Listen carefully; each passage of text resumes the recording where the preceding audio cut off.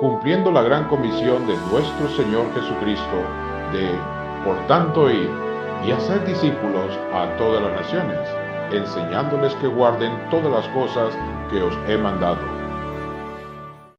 Muy bien, mis hermanos, en esta noche yo quiero comenzar un nuevo tema. Vimos los nombres de Dios y luego vimos el Salmo 34, un salmo precioso, maravilloso, que nos anima a bendecir el nombre de Dios y a confiar en Él permanentemente. Hoy quiero comenzar una serie y no quiero hacerla tan extensa, pero sí queremos estudiar la palabra de Dios a través de la vida del profeta Elías. ¿Y por qué escogimos al profeta Elías, hermanos? Escogimos al profeta Elías porque Elías vivió en un tiempo de mucha crisis, y por eso le hemos titulado a este estudio El varón de Dios en medio de la crisis. El varón de Dios en medio de la crisis. Así es que ese es el título que tiene este estudio. El varón de Dios en medio de la crisis. Porque en aquel momento fue el profeta Elías. Ahora somos nosotros que estamos aquí también en medio de una crisis. Recuerdo que hace muchos años, quizá unos 40 años atrás, estábamos comenzando a estudiar allá en Guatemala en el seminario bíblico y un hermano predicó un sermón sobre el profeta Elías. Y al final él dijo algo que me impactó y me impresionó mucho.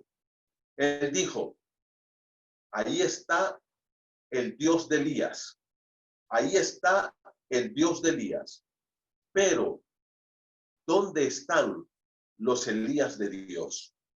A veces nosotros queremos que Dios haga los milagros que hizo en tiempo del profeta Elías, que Dios haga las cosas que hizo en tiempo del profeta Elías, que Dios se manifieste con un poder tan grande como lo hizo en los días de Elías.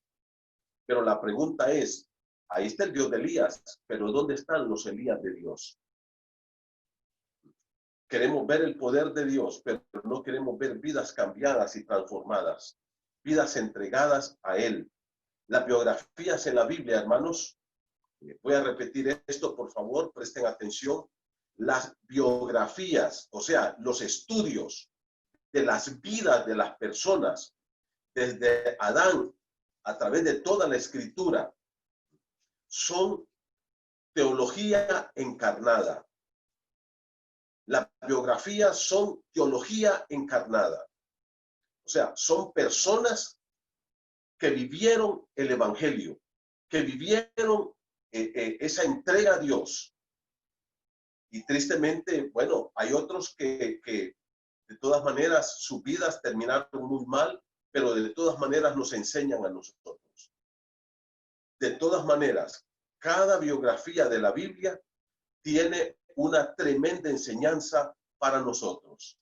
Y vamos a estudiar la vida del profeta Elías, cuyo nombre significa Jehová es mi Dios. Eso significa el nombre Elías. Así que si tú te llamas Elías, tu nombre significa Jehová es mi Dios. Jehová es mi Dios. A veces no entendemos el significado de los nombres y eso es muy importante, hermanos. Cuando voy a algún lugar y me presento y alguien me dice, me llamo Daniel, recuerdo que estábamos ahí por un restaurante y la persona que me atendió, el caballero que me atendió, le digo, ¿cómo es tu nombre? Y me dice, Daniel. Y le digo, ¿tú sabes lo que significa Daniel? ¿Y tú sabes quién fue Daniel? Y no sabía nada. Y compartimos el evangelio con este chico. Hermano, esos nombres son clave. Y Elías significa Jehová es mi Dios. A propósito, quiero decirte que Elías se menciona aproximadamente 80 veces en la Biblia. El nombre Elías se repite 80 veces, se menciona en la Biblia aproximadamente el nombre Elías para referirse a este personaje que vamos a estudiar. Este profeta, hermanos, tuvo un impacto en la vida de la nación de Israel. Este profeta tuvo un impacto realmente grandioso en la vida de todo este pueblo. Y yo quiero que también tenga un impacto en nuestra propia vida. Que tú puedas ver que puedes ser un hombre de Dios como el profeta Elías. Y para comenzar este estudio, hermano, yo quiero invitarte que por favor vayas conmigo al libro de Santiago, capítulo 5. Busca conmigo Santiago, capítulo 5.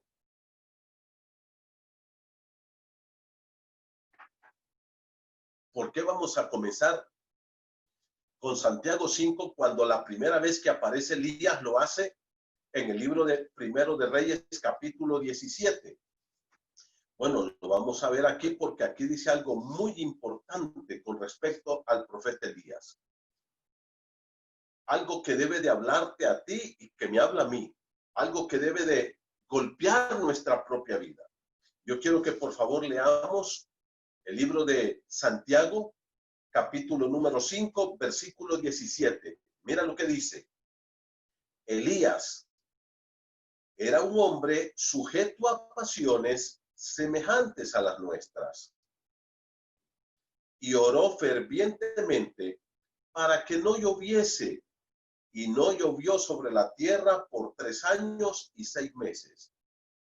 Y otra vez oró, y el cielo dio lluvia, y la tierra produjo su fruto. Cuando está hablando de la oración aquí, porque viene hablando de la oración desde el versículo 14, 13, 14, habla mucho acerca de la oración. Y como ejemplo de un hombre de oración que a través de esto hizo grandes cosas, menciona al profeta Elías. Mira cómo dice, Elías era un hombre sujeto a pasiones semejantes a las nuestras. ¿Qué es lo que quiere decirnos Santiago con esto, mi hermano? Que al leer o al estudiar la biografía de Elías, no nos formemos un falso concepto de él. Por ejemplo, en este tiempo, nosotros estamos acostumbrados a esos personajes de ficción que solo existen en la mente de la gente que los va criando y que después los muestran los demás y los demás también los van imaginando. Por ejemplo, hablamos de Spider-Man, de Aquaman, de He-Man. Me acuerdo que en mis tiempos era Caliman. Y así un montón de manes que son personajes invencibles, que nadie los golpea, nadie los mata, nadie los toca, que ellos ganan todo, que ellos pelean solos contra el mundo, que tienen una fuerza descomunal, que no sufren dolor, que bueno, y nos han creado esa serie de personajes, y a veces nosotros creemos que Elías también era un Elías man,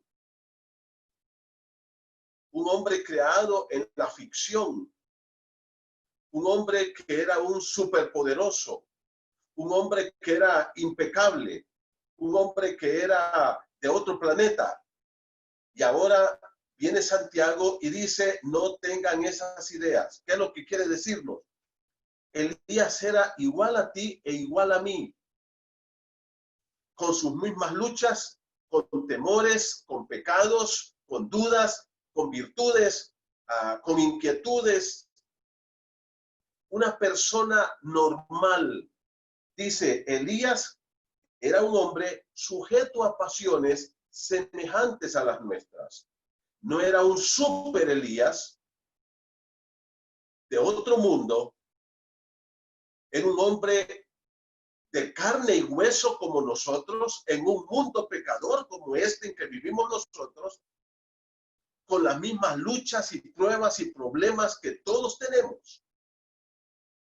Lo que está diciéndonos aquí el escritor es lo siguiente. Nosotros también podemos vivir vidas victoriosas en tiempo de crisis. Nosotros también podemos, de alguna manera, hermanos, ser diferentes y levantar la bandera del Evangelio, la bandera de Dios.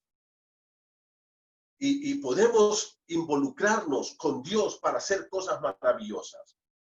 Podemos poner nuestra vida a los pies del Señor para que Él la use como usó al profeta Elías. Eso es lo que está diciendo aquí el escritor.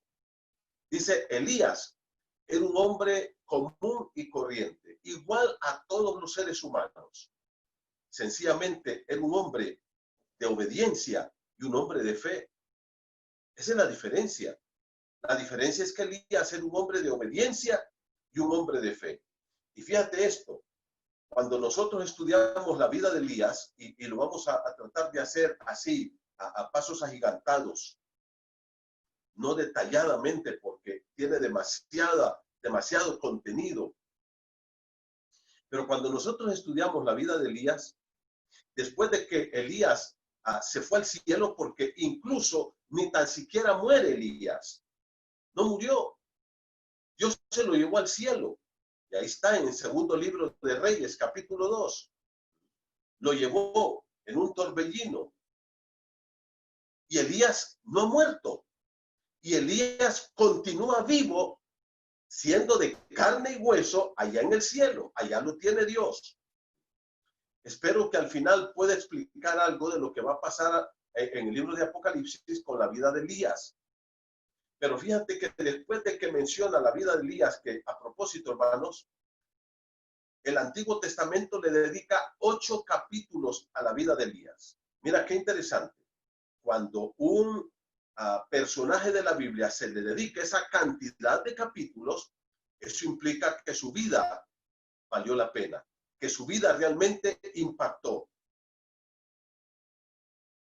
Después de que Elías se fue al cielo, en el libro de Malaquías, todo el Antiguo Testamento se cierra, fíjate bien, hablando del profeta Elías. En Malaquías capítulo 4, versículo número 4, 5 y 6. Dice Dios, y yo haré volver al profeta Elías antes que venga el día de Jehová grande y terrible.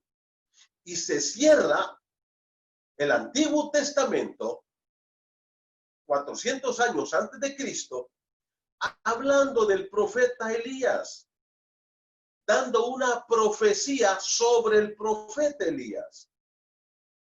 ¿Qué dijo el Señor? Yo haré volver al profeta Elías antes que venga el día de Jehová grande y terrible. Él, el profeta Elías, hará volver el corazón de los padres hacia los hijos y el corazón de los hijos hacia los padres, no sea que yo venga y hiera la tierra con maldición. Mira, así termina. Todo el Antiguo Testamento se cierra, los últimos 2 versículos, hablando del profeta Elías. Y cuando abrimos el Nuevo Testamento, aparece un personaje ahí llamado Juan el Bautista. Y por ejemplo, en capítulo 1 de Juan, en el versículo 21, dice que los fariseos le preguntaron, ¿eres tú Elías? O sea, el impacto también de la vida de Juan el Bautista fue tan fuerte que lo confundieron con Elías. Cristo mismo dijo en el libro de Mateo 17, él es aquel Elías. Y los judíos creyeron que Juan el Bautista era Elías. Fíjate que, por ejemplo, a Cristo mismo lo confundieron con Elías. En el libro de Mateo, capítulo 16, allá en Cesarea de Filipo, Jesús le pregunta a sus discípulos, ¿quién dice la gente que soy yo? Y sus discípulos le dijeron, unos dicen que tú eres Jeremías o Elías o alguno de los profetas. Cuando vieron a Jesús hacer todos esos milagros y andar con ese poder, dijeron, este es Elías. Pero tampoco era Elías. Ellos se equivocaron, pero tenían un concepto de Elías como alguien poderoso. Y por eso dijeron, Juan el Bautista es Elías, Jesús es Elías, pero estaban confundidos. Pero cuando Cristo sube al monte de la transfiguración con Pedro, Jacobo y Juan, dice, se encontró con Moisés y con Elías. Elías regresó, así como se fue al cielo, regresó ahí en el monte de la transfiguración y ahí se reunió con Jesús y con Moisés y ahí estuvieron platicando sobre la partida de Jesús, sobre la muerte de Jesús. Elías, Moisés y Cristo, ahí en el monte de la transfiguración. Eso implica, hermanos, que este hombre no es cualquiera, aunque era un hombre normal y común y corriente, aunque era un hombre de carne y hueso como nosotros, pero tuvo un gran impacto, tuvo tuvo un gran impacto. Y para comenzar, yo quiero que por favor me acompañes a Primero Reyes, capítulo 16, por favor. Busca conmigo el Antiguo Testamento.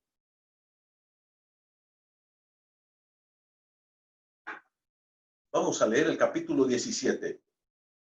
Primer libro de Reyes, capítulo 17. Dice la palabra del Señor así. Entonces, Elías Tisbita, que era de los moradores de Galaad, dijo a Acab: vive Jehová, Dios de Israel, en cuya presencia estoy, que no habrá lluvia ni rocío en estos años, sino por mi palabra. Si tú ves, hermano, en este pasaje se menciona Elías por primera vez. Primero Reyes 17:1. Primero Reyes 17:1. Aquí se menciona Elías y aparece en la escena bíblica, en la historia bíblica, de manera abrupta. O sea, aquí no se nos dice, mira que Elías, su padre y su abuelo y esto venía de esta. No dice nada. Sencillamente dice, entonces Elías Tisbita, que era de los moradores de Galaad, dijo a Acab. Acab era el rey de Israel. Ya lo vamos a ver en un momento. Porque para poder entender la vida de Elías y para poder entender el mundo en que tenemos que vivir hoy, tenemos que entender ese contexto histórico, geográfico, cultural que envolvió al profeta Elías, en el cual vivió el profeta Elías. Aparece abruptamente.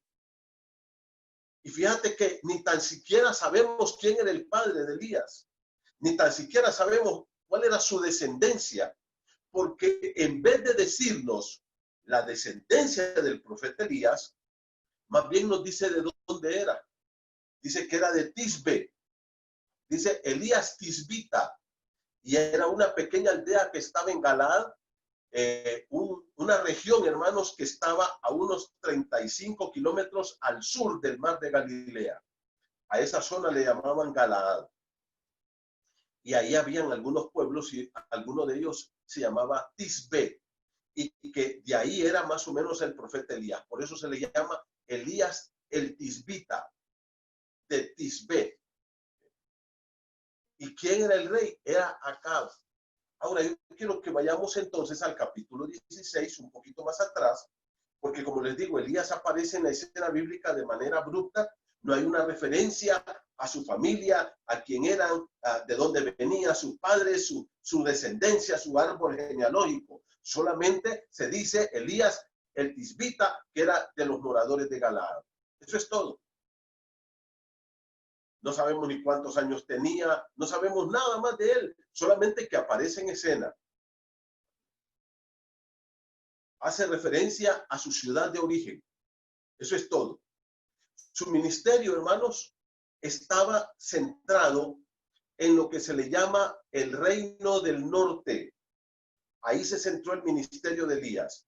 El reino del norte era Israel. Cuando murió Salomón, su hijo Roboam comenzó a reinar, pero el reino se dividió.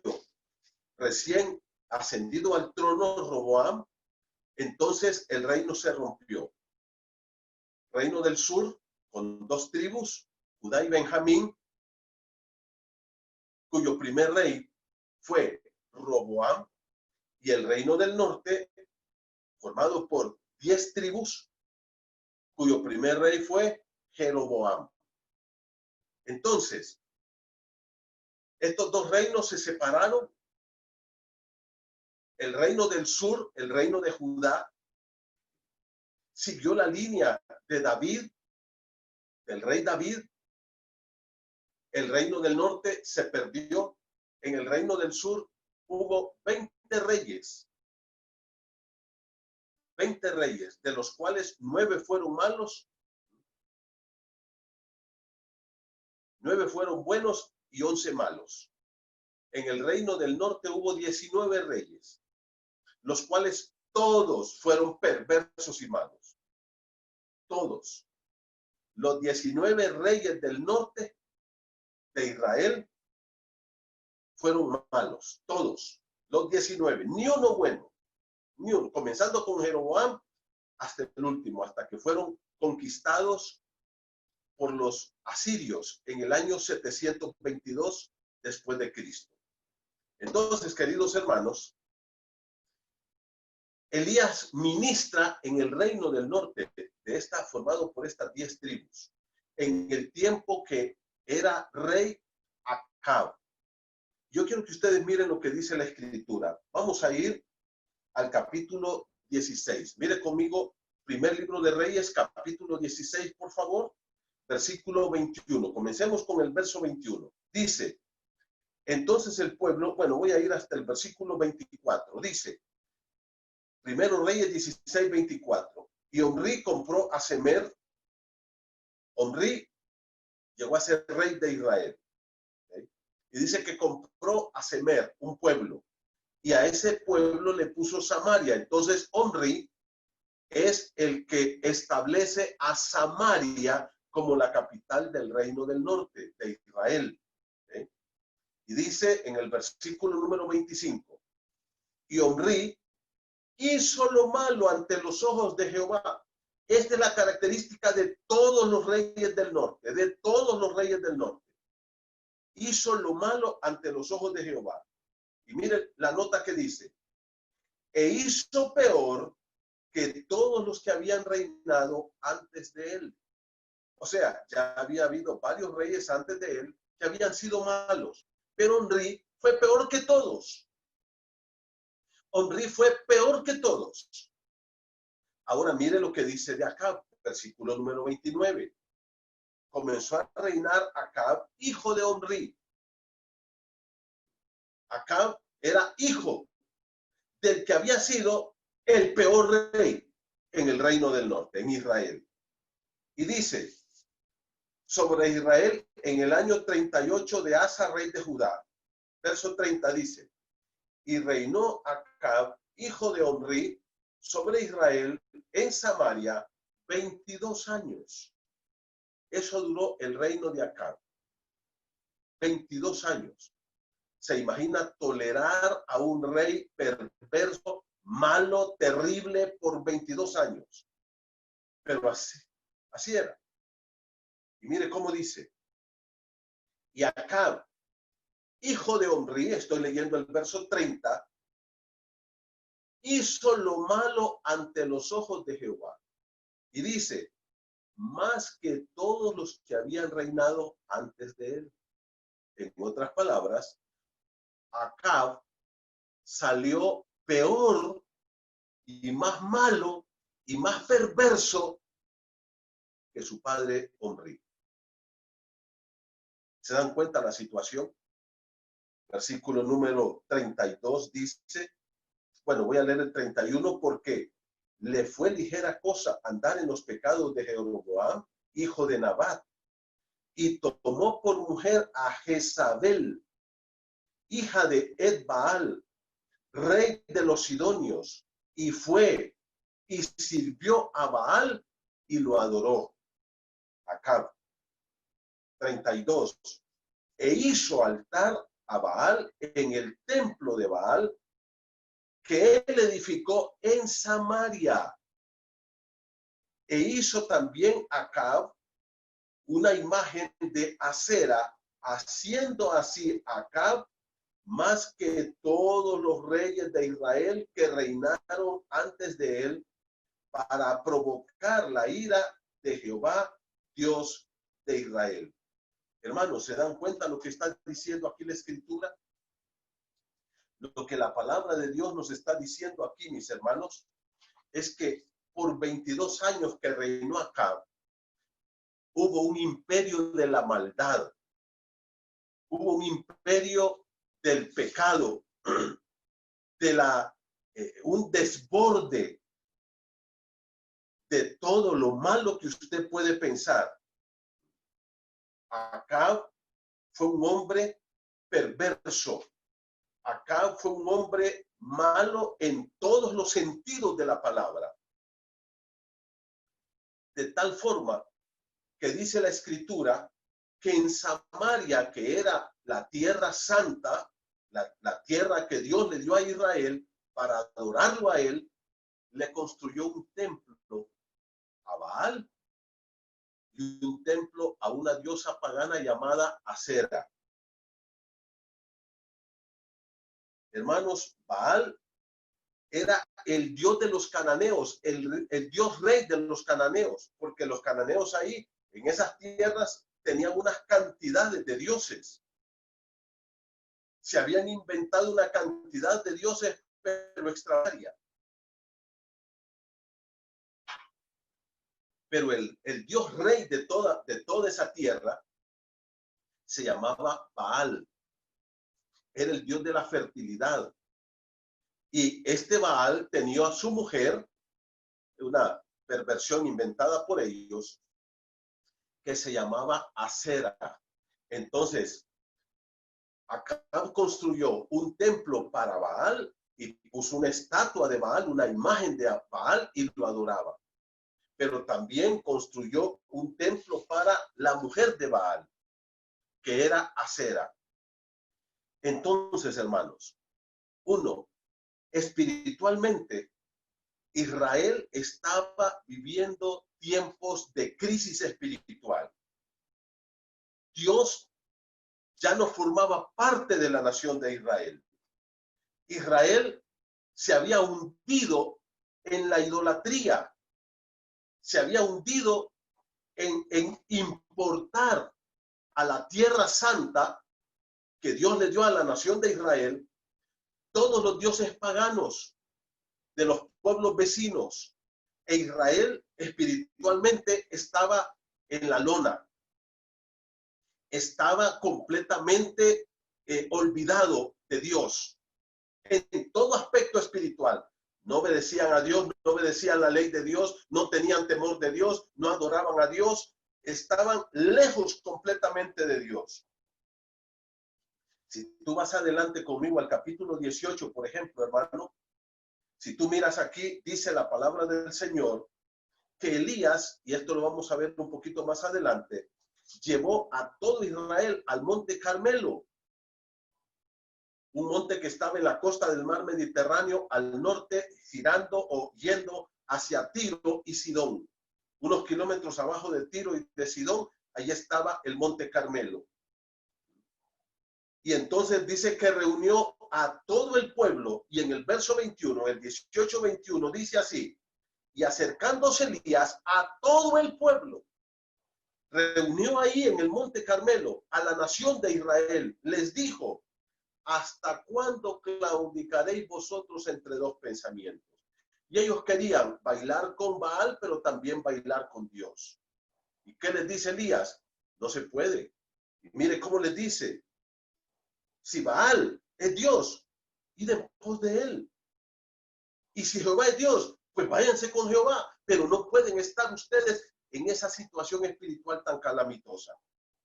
Y más adelante, dice la palabra del Señor. Mira el versículo número 31, por favor, 18-31. Mire lo que dice. Esto me impresiona a mí. Dice: y tomando Elías 12 piedras, conforme al número de las tribus de los hijos de Jacob,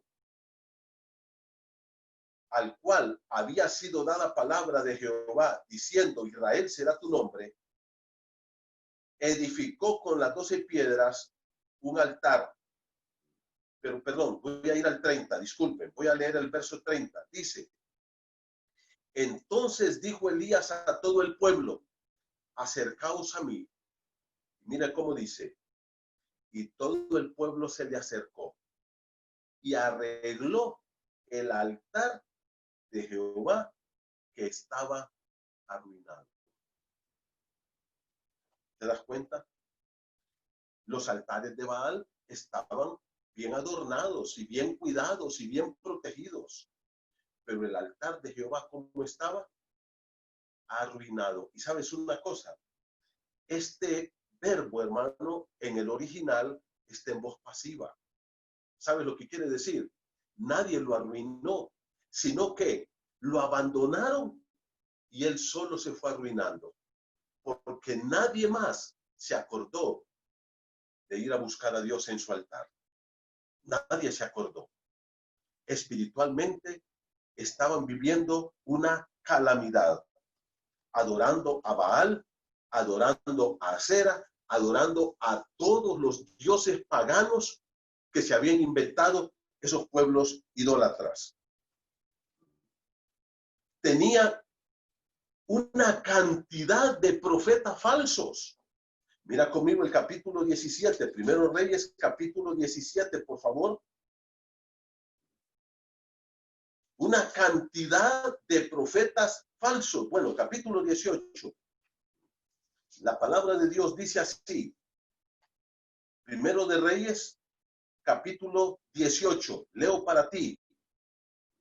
Versículo 19. Envía pues ahora. Estoy leyendo Primero Reyes 18, 19. Envía pues ahora y congrégame a todo Israel en el monte Carmelo. Le está diciendo Elías al rey Acab. Y dice, y los 450 profetas de Baal. Mira cómo dice, y los 450 profetas de Baal y los 400 profetas de Acera que comen a la mesa de Jezabel. ¿Entiendes eso? 450 profetas falsos de ese dios pagano llamado Baal y 400 profetas para difundir toda esta falsedad y esta doctrina y esta religión pagana en toda la nación de Israel. Esa era la situación espiritual de la nación. Ahora, hermano, ¿cómo estamos en este tiempo nosotros? Espiritualmente podemos ver un caos en nuestra nación. Políticamente, ¿cómo estaba la nación? Israel era un desorden total políticamente. Acab era un rey terriblemente perverso, ladrón, sinvergüenza, lo peor de lo peor, malo, pero era débil. Era pusilánime, no tenía carácter, Y quien realmente gobernaba Israel, el poder detrás del trono, era Jezabel. Ella era la que hacía lo que quería. En otras palabras, esta mujer era perversa, idólatra, cruel, megalómana, tenía hambre por el poder, manipuladora, traidora, lo peor que usted puede pensar. Hermanos queridos, políticamente Israel era un desastre. Espiritualmente era un desastre. Una corrupción total. La justicia se vendía al mejor postor. Aquí en el capítulo 21, si usted va conmigo, no lo voy a leer, dice Acab y la viña de Nabot. Nabot era un judío que tenía un huerto grande y bonito ahí cerca del huerto de Acab. Y entonces Acab llega y le dice a Nabot, quiero que me dejes ese huerto, yo te voy a dar otro lejos porque quiero ampliar el mío. Pero esas eran propiedades que no se podían vender según la ley. Y Nabot le dice, no puedo, porque yo temo a Jehová. Y la ley me dice que no puedo darte esto. Y no lo voy a hacer. Y Acab, como niño berrinchudo,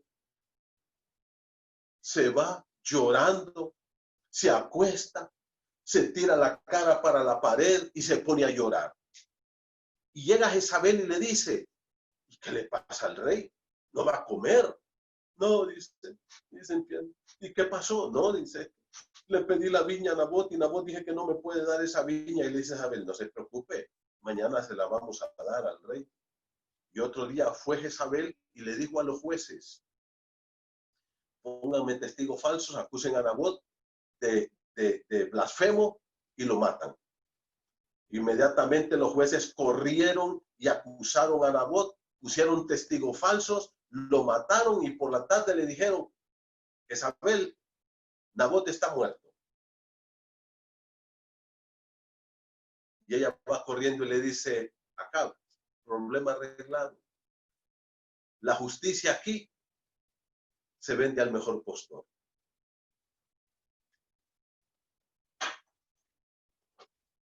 Espiritualmente un desastre, políticamente un desastre, judicialmente un desastre, económicamente es una calamidad. Israel en ese tiempo, hermano, dice que no tenía ni para que comieran las bestias, ni para que comieran las bestias. Mire conmigo el primero de Reyes, capítulo 18, por favor. Dice así el versículo 5. Dijo pues acá a Abdías, ve por el país a todas las fuentes de aguas y a todos los arroyos, a ver si acaso hallaremos hierba con que conservemos la vida de los caballos y de las mulas, para que no nos quedemos sin bestias. Había años ya de que no caía una gota de agua, ni rocío tan siquiera. No habían cultivos, no habían cosechas, no había comida, no había nada. Israel estaba en quiebra económicamente hablando. Nosotros apenas tenemos 4 meses de estar con esta crisis, bueno, casi 5 meses ya, y la nación está en quiebra, está en crisis. Imagínense usted 2 años en esta calamidad. Imagínense qué pasaría en Honduras si 2 años o 3 años y 3 años y medio estuviéramos así. Y moralmente, hermanos, Israel era un desastre. Espiritualmente, perdidos. Políticamente, desorientados. Un desastre total. Judicialmente, vendiéndose la justicia al mejor postor. Moralmente, perdida la nación. Y económicamente en la quiebra. Y en esta escena, entonces es donde aparece el profeta Elías. En esta crisis es donde aparece este varón de Dios. Y hermano, yo quiero terminar esta introducción hoy diciendo solamente 2 cosas. 2 cosas. Y yo quiero que esto hable a tu corazón como ha hablado a mi corazón. Dice el versículo 17:1. Entonces Elías Tisbita, de los moradores de Galaad, dijo a Acab, vive Jehová, Dios de Israel, en cuya presencia estoy, que no habrá lluvia ni rocío en estos días, sino por mi palabra. Hermano, no importa la crisis que se está viviendo. Pudimos ver esta horrible crisis que estaba viviendo la nación de Israel. Pero Elías dice, vive Jehová, Dios de Israel. Vive Jehová. Jehová está vivo, hermano. Jehová no se ha muerto. Jehová no ha perdido el control. Dice Elías, vive Jehová. Jehová está vivo y activo hoy. Él no ha perdido el control, aún con toda esta crisis. Y como yo le he reiterado, lo he dicho y lo vuelvo a decir, muchas veces estas crisis, hermanos, ni tan siquiera son un castigo de Dios. Por ejemplo, la crisis donde estaba sumergida la nación de Israel, ellos solo se lo habían buscado. Ellos solos lo habían hecho. Ellos solos se habían fabricado su propio destino. Pero, lógicamente, siempre hay que buscar un culpable. Y ellos dijeron, Dios es el culpable de toda esta miseria que estamos pasando. Si ustedes miran conmigo, aquí en el capítulo 18, cuando Elías va a encontrarse con Acab, miren ustedes lo que este sinvergüenza le dice al profeta Elías, Acab, versículo 17, perdón, Primero Reyes 18, 17. Voy a leer desde el verso 16, dice, entonces Abdías fue a encontrarse con Acab y le dio aviso, y Acab vino a encontrarse con Elías 3 años y medio Acab, de andar buscando al profeta Elías para matarlo. Mire, 3 años y medio de andarlo buscando para matarlo. Y no lo pudo encontrar porque Dios lo protegió. Vamos a hablar de esto el domingo, si el Señor lo permite. Pero yo quiero que mire lo que dice aquí, hermano. Cuando Acab vio a Elías, le dijo, mira lo que es la sinvergüenzada, mira lo que es ser una persona descarada, mira lo que es ser una persona insensible, mira lo que es ser una persona embaucada y metida en el pecado. ¿Eres tú el que te turbas a Israel? En otras palabras, Acab no ha reconocido su pecado. 3 años y medio de estar sufriendo una sequía. Y Acab no ha reconocido su maldad. Acab no ha reconocido su idolatría. Acab no ha reconocido nada. Así como en este tiempo los impíos están reconociendo la mano de Dios. Están reconociendo que tienen que buscar a Dios. Y Acab le dice, Elías, ¿eres tú el que turbas a Israel? Tú nos tienes en toda esta miseria. Tú eres el culpable. Y claro, este hombre era un valiente. Y le dice, yo no soy el que turbo a Israel, sino tú y la casa de tu padre. Hermanos, la gente siempre busca un culpable de sus miserias. Siempre estamos señalando a alguien. Fulano tiene la culpa. Fulana tiene la culpa. Dios tiene la culpa. Elías dice, vive Jehová en cuya presencia estoy. Hay un Dios que vive y Él nos ha dejado a esta humanidad porque esta humanidad, igual que Israel, le está dando la espalda a Dios. Y muchas de estas cosas que estamos pasando, hermanos, es por nuestra misma maldad. Y cuando hablo de nuestra maldad, hablo de la maldad de todos nosotros los seres humanos. Hablo de la maldad del hombre, que aún en medio de esta pandemia sigue habiendo injusticias, sigue habiendo maldad, siguen matando gente, siguen narcotraficando, siguen asaltando, siguen violando, siguen golpeando a sus esposas. Ay, pero mire cómo Dios nos tiene, echándole la culpa a Dios. Dios vive y Él reina. Y lo que Él quiere es que tú y yo nos volvamos a Él. Él quiere que en medio de esta crisis, mis hermanos, tú vayas a Él. Que también tú dejes esa frialdad, esa apatía, esa indiferencia, esa carnalidad, ese orgullo, la soberbia y todo lo que nos está caracterizando a los cristianos. Y que nos volvamos a Dios. Y como dice el profeta, en cuya presencia estoy. Que volvamos a la presencia de Dios. Que pongamos a Dios como el Rey de nuestra vida. En medio de esta crisis, hay un Dios que está vivo, que no ha muerto, que no ha perdido el control. Sigue sentado en su trono y sigue reinando. Y está esperando que nos volvamos a Él. ¿Y qué dice el profeta? En cuya presencia estoy. Que vivamos en la presencia de Él. Que nuestra vida se caracterice porque estemos apasionados por Dios.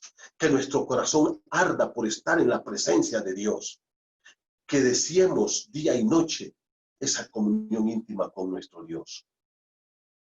Esta crisis nos lleve a ser varones de Dios.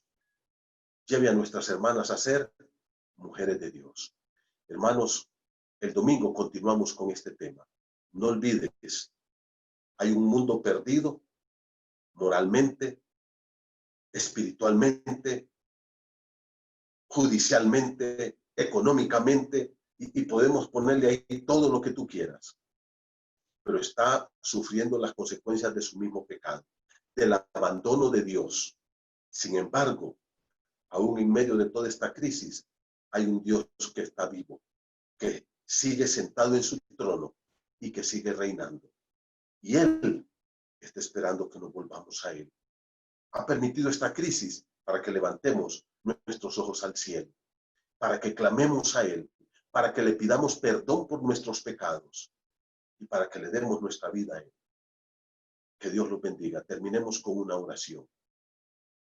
Padre, gracias por este tiempo. Reconocemos que estamos viviendo en un tiempo de crisis tremenda, crisis moral, espiritual, económica, judicial. Padre, es una situación lamentable, una crisis de salud, es una situación terrible, el hambre, el dolor, el sufrimiento, la escasez y todo lo que se ha venido sobre nosotros. Pero reconocemos, Dios, que eso es culpa de nuestra propia lejanía de ti. Es culpa, Señor, de que nosotros no te queremos buscar a ti. Te hemos dado la espalda y tú nos has soltado. Pero tú sigues vivo, Señor, y eres el Rey del universo. Y tú tienes un plan de salvación. Y lo que tú quieres es que nosotros nos volvamos a ti. Que volvamos nuestro rostro a ti, Señor. Y que vivamos en tu presencia. Que amemos tu presencia. Que glorifiquemos tu nombre. Y que te pongamos como el Rey de nuestras vidas. Que en este tiempo de crisis, Señor, todos nos volvamos a ti. Lleva nuestras vidas a tu presencia, Señor. Te lo clamamos en el nombre de Jesús. Amén. Gracias, hermanos. El domingo, 10:30 de la mañana, les esperamos. Y quiero decirles, además de esto, que el hermano Pablo está haciendo 2 trabajos grandes. Uno de ellos ya lo habíamos empezado con el hermano Daniel Godoy, y ya el hermano Pablo está editándolos para ponerlos en las páginas de Facebook. Un trabajo sobre el matrimonio, matrimonios saludablemente estables. En este tiempo de crisis necesitamos estabilizar nuestros matrimonios, así que por favor, hermanos, miren esas páginas y miren esos estudios que son de gran bendición. Son basados en la palabra de Dios, matrimonios saludablemente estables. Y la otra es una cápsula que está haciendo nuestro querido hermano Pablo y que está siendo producida por él y que la está haciendo nuestro hermano Carlos Artica y está basada en este estudio del profeta Elías. Gracias, hermanos. Disfruten eso también. Que Dios los bendiga.